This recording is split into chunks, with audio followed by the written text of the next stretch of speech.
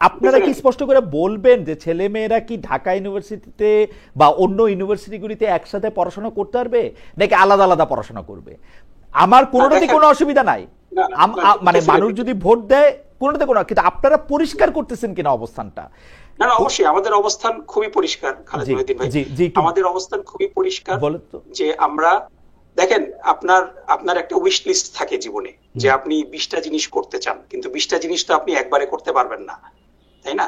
এবং জামাত ইসলামী তার যে কোর প্রিন্সিপাল আমরা যদি দেখি, যে জামাতের উদ্দেশ্য লক্ষ্য আমরা যদি পড়ি জামাতের গঠনতন্ত্র অনুযায়ী, এটা কিন্তু ক্ষমতায় যাওয়া না, 1 2 3 4 করে 5 এরকম করে কাজ না।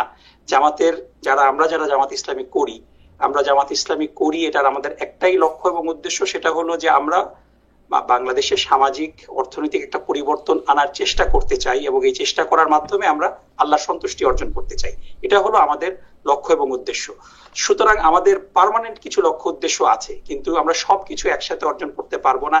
এটার জন্যই কিন্তু আমরা আলাদা করে নির্বাচনী ম্যানিফেস্টো দিই। আমি 20টা জিনিস চেতে পারি, কিন্তু এই 20টা জিনিস যে আমি চাচ্ছি তার সাথে আমাকে যারা ভালোবাসে, আমাকে পছন্দ করে কিন্তু আমার দল করে না, তারা আমার 20টা জিনিসের মধ্যে 15টা জিনিসের সাথে একমত, তখন আমি আমার ম্যানিফেস্টোতে এই 15টা জিনিসকেই অগ্রাধিকার দিব। এই 5টা জিনিসকে আমি বর্তমানে একটু I will slow down on that. তারপরে আমি আরো যখন আমার হরাইজনটা এক্সপ্যান্ড করব, আমার কোয়ালিশনটা এক্সপ্যান্ড করব, এই কোয়ালিশনের যারা শরিক তারা যদি এই 15টার মধ্যে 10টা বিষয় একমত হয়, বাকি 5টা বিষয় নিয়ে তারা শিওর না, তখন কিন্তু আমাদের এজেন্ডা হয়ে যাবে 10টা। এজন্যই কিন্তু প্রত্যেকটা নির্বাচনের জন্য আলাদা করে ম্যানিফেস্টো আসে এবং আমরা আমাদের ম্যানিফেস্টো নিয়ে কাজ করছি। এবং আমাদের ম্যানিফেস্টোতে, মেক নো মিস্টেক, আমাদের যেই কর্মসূচি it is derived from our belief. আমরা এমন কোনো কাজ করি না যেটা কোরআন এবং সুন্নাহর পরিপন্থী। এবং আপনি যেটা বললেন যে বাংলাদেশে এখন বিদ্যমান আইনের অধিকাংশ আইনই, আমি একেবারে 100% বলবো না, বাট একেবারে 99% আইনই শরিয়া সম্মত, এবং আরো কিছু আইন যুক্ত তো করা যাওয়ার পসিবিলিটি আছে, কিন্তু সব তো আমরা একসাথে ইনক্লুড করতে পারবো না।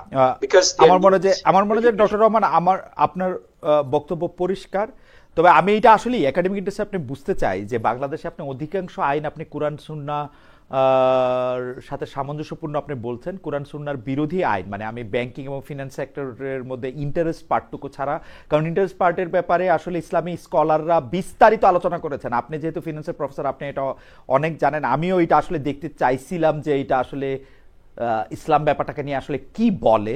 তো আমিও কিছু, তো আপনি নিশ্চয়ই এরপরে আমার সাথে যখন আপনার সঙ্গে যখন কথা করার সুযোগ হবে, আপনি আমার একটু বলেন যে মানে বাংলাদেশের স্পেসিফিক কোন আইনগুলি কোরআন সুন্নাহ বিরোধী বলে আপনার। আমি একটা সিম্পল এক্সাম্পল দিই, যেটা আমাদের সবচেয়ে বড় নির্বাচনী এজেন্ডা এবং বাংলাদেশের মানুষ যে কারণে এখন জামাত ইসলামীর প্রতি কিছুটা আস্তে আস্তে আস্থাশীল হয়ে উঠছে। যে বাংলাদেশে মোটা দাগে সবচেয়ে বড় সমস্যা, আপনি যদি যে কোনো লোককে আপনি পোল করেন, বাংলাদেশের সবচেয়ে বড় সমস্যা হলো দুর্নীতি। দুর্নীতিতে আমরা বিশ্ব চ্যাম্পিয়ন হয়েছি কয়েকবার পরপর। এই দুর্নীতিকে রোধ করার কথা সবাই বলে, কিন্তু কথা বলা সহজ, কিন্তু কাজে প্রমাণ দেওয়াটা খুব কঠিন। এখানে আমার আব্বা যখন মন্ত্রী ছিলেন, মুজাহিদ সাহেব যখন মন্ত্রী ছিলেন রহমাহুল্লাহ, তারা তাদের মন্ত্রণালয়ের দায়িত্ব পালনকালীন সময়ে, ইউ ক্যান আস্ক এনিওয়ান, তারা কিন্তু বলবে বাংলাদেশে অনেক মন্ত্রীরাই সততার সাথে মন্ত্রিত্ব করেছেন, কিন্তু এটারও একটা স্ট্যান্ডার্ড আছে। They went above and beyond. তাদের মন্ত্রণালয়ে দলীয় কোনো কর্মী সমর্থকদেরকে তারা ভিড়তে দিতেন না। তাদের কারণে তাদের মন্ত্রণালয় গুলা একেবারে এই জায়গাটাতেই আমি বলছি যে এই যে দুর্নীতি করাটা অন্যায়, দুর্নীতি করাটা মূল্যবোধ বিরোধী, মোরালিটির সাথে এটাকে বাংলাদেশের কোন আইনে কি আছে দুর্নীতি করার ন্যায়? না, এটাই বাংলাদেশের আদর্শ লিপি থেকে শাস্তিটা কিন্তু সেইভাবে ইমপ্লিমেন্টেড হচ্ছে না। সো এই জায়গাগুলোতে শাস্তি ইমপ্লিমেন্ট হইতেছে না আপনার বিচার বিভাগের জন্য, বিচার বিভাগকে মানে কুক্ষিগত করার জন্য, বিচার বিভাগকে ভয় দেখানোর জন্য, কিন্তু আইনের তো অভাব নাই। আইন মানতেছেন না মানুষ। আইনের অভাব আছে খালিদ ভাই, আমি বলবো যে আইনের অভাব আছে। আইন নিডস টু বি, মানে আমাদের আমাদের ওভারঅল এন্টি করাপশনের যে প্রসেসটা, মানে ইটস নট জাস্ট আপনার আইন করে তো সবকিছু করা যায় না, আইন করে আমেরিকাতেও এটা খুবই ইন্টারেস্টিং কথা বলছেন যে আপনারা কি মনে করতেছেন ওভারঅল প্রসেসটা, এবং it has to start by example. আপনি দুর্নীতির কথা বললেন, মানে ওই আপনি সেই আমরা 80-র দশকে আপনারও মনে আছে যে একটা এন্টি ড্রাগ ক্যাম্পেইন হয়েছিল by all the top rock bands in the world, কিন্তু যারা এন্টি ড্রাগ ক্যাম্পেইন করছেন তারাই সবচেয়ে বড় ড্রাগের ইউজার।